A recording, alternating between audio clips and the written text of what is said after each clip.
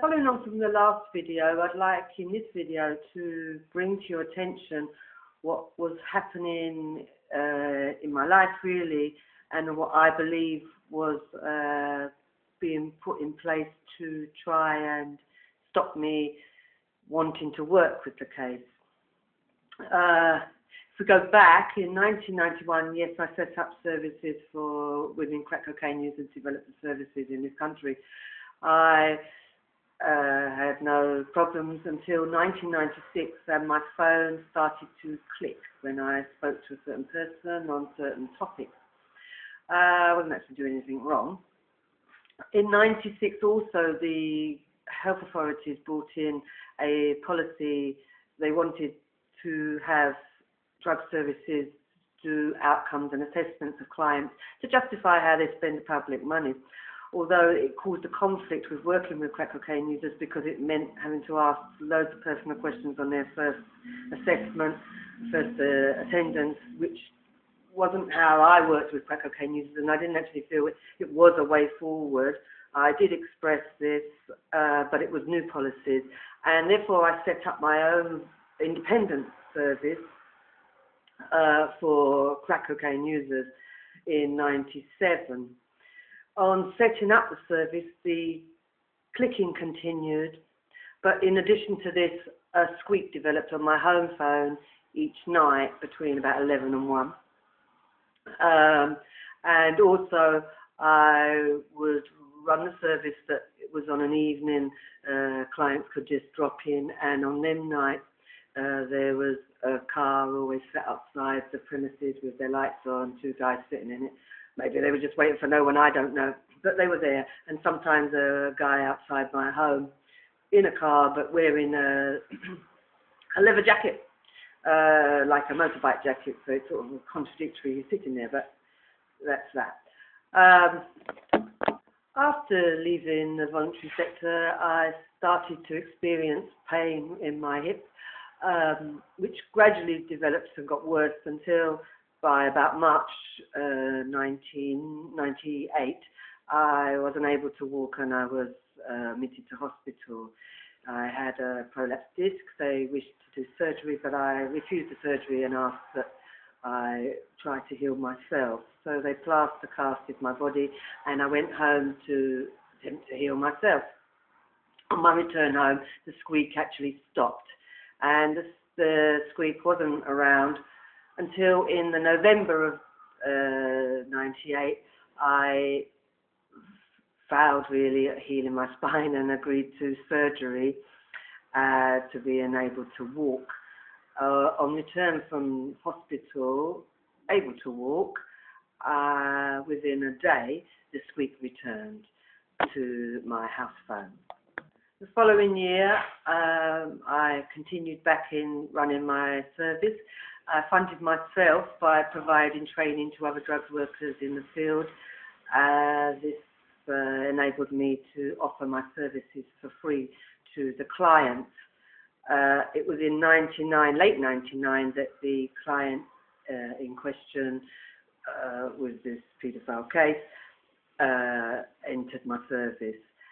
After she entered, then the phone developed a new part which was to hiss when I was speaking to a certain friend on the topic of the case. If we changed the topic and spoke about her children or something different, then instantly the hiss would stop, return straight back to the client, and the hiss would begin again. Therefore, demonstrating to myself that it was specifically this client that was causing my phone to have the hissing noise.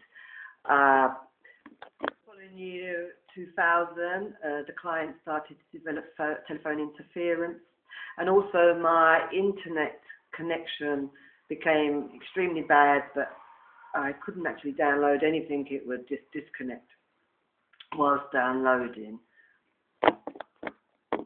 In early 2001, my cousin came round to put my speakers up on the wall. He had a device that picks up electrical signals in the wall to know not to drill there.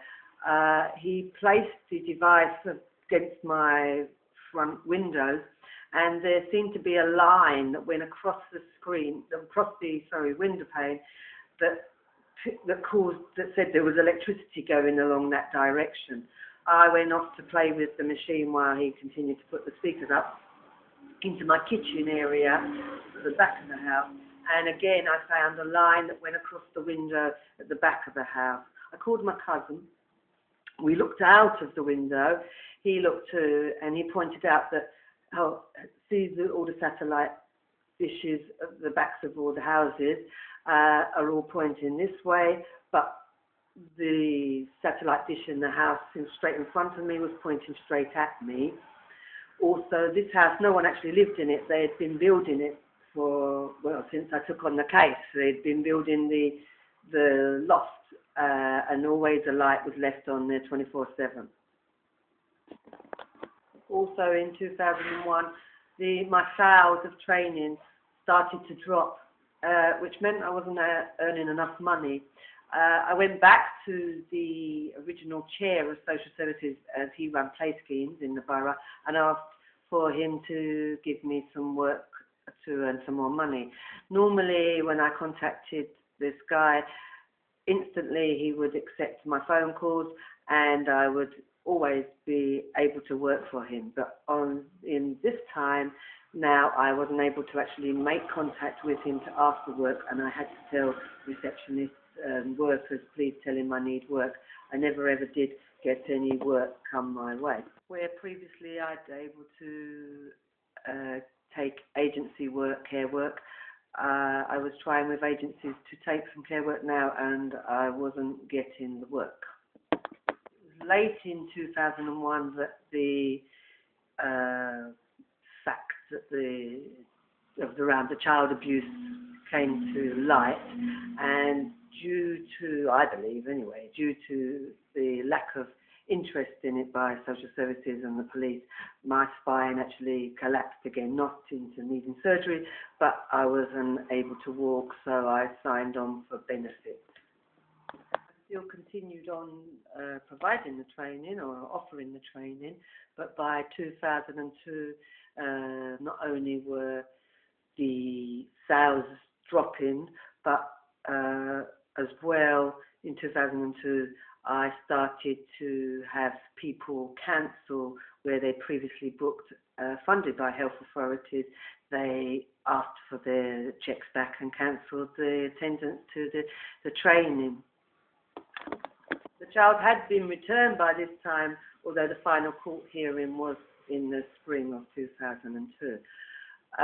Regarding other clients, as I still continued running my service, regarding the other clients, they started to experience phone interference too. They'd leave messages for me to call them back. I wouldn't get them for a few days, or vice versa. I'd be telling them about their appointment, but they wouldn't receive the message for days. So it was becoming impractical for me to actually run the service, especially when you consider these clients do often have paranoia. It's not good to be in a dilemma where do you tell them that you believe the phone is tapped or not. So I wound down the service in 2002. On return of the child, the mother seemed to be followed wherever she went. If she stood in the queue, say at the post office, then always someone would turn up behind her, sometimes a nursery worker, making some comment. To avoid this one day, I went to collect her benefits from the post office, where I found that I recognised 6 people that had surrounded. It looked like they were waiting for the client, as she would normally go to the toilet often, and I saw them running in and out the toilets as if they were looking for someone. I collected the money and we drove out of the area, out of the London area, into the countryside, where I went into a Tesco's to collect some shopping. Whilst there, over the antennae, they called my name and asked that I came to customer services. This was strange. It was not my area at all. I looked over to customer services and saw an African guy standing there looking around, looking at a customer, looking around. And this is in a very white area, so it's unusual to see black customers there. I didn't respond to the call for my name and left the shop. I also was receiving some, not often, but some funny calls to my home line. A young child phoning, telling me the house is on fire, could I help? I told them, phone the fire brigade. Also, it was interfering with the relationships between me and my family, as they questioned why would my phone be tapped, and therefore when their messages wasn't being received by me, they questioned whether I was telling the truth or not in answering their calls, which is quite unusual because it's not like I'm going to be telling them lies. But it did cause conflict and stress between us. My cousin, also once I went to his house for some support, and I sent a text to him, and he had the Orange network, which, unless you registered it, they had a scheme where you couldn't send texts. But after sending him a text to ask where he was, I received a text back from him, although it was a text, but it said something like K118, which meant nothing to me, and later he informed me no, he didn't send that text. So when we look at this sort of thing going on, you can see why not many cases come to light. I'm aware of other people that have approached me in the past and told me how they were working for social services, social workers, and then when the person disclosed abuse, they were taken off the case. I also know people who work with children that are leaving care, and their phones and computers seem to be interfered with in the same way as mine. I think within the system there may be different workers that are used for different tasks, and when it is cases like this one, I think maybe they keep their own workers on the cases, and when other workers have pointed out in the past that the situation doesn't look right, they've been ridiculed or been got rid of. So I think this hopefully will help people to understand why not many of these cases are coming forward. There's more for me to tell, but for now this is my second part of my video. Thank you. Bye-bye.